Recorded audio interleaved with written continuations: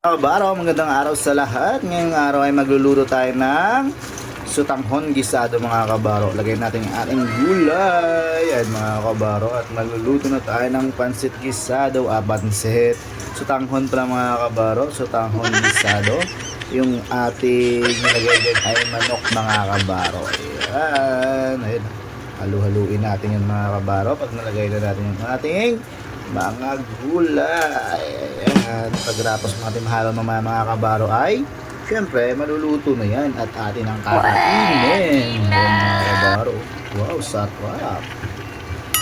Yung ating pansit gisado. Pansit gisado. Sutanghon gisado pala mga kabaro. Ayan o.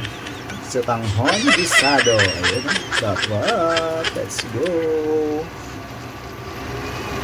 Ay mga kabaro, nahalo-halo na natin yung ating sutanghon gisado. Ayan. Wow, sarap.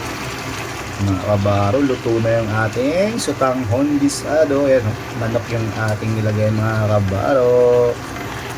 Ang sarap nito mga kabaro. Magpapalaban na naman tayo sa kain. Ay mga kabaro, kain tayo. Let's go!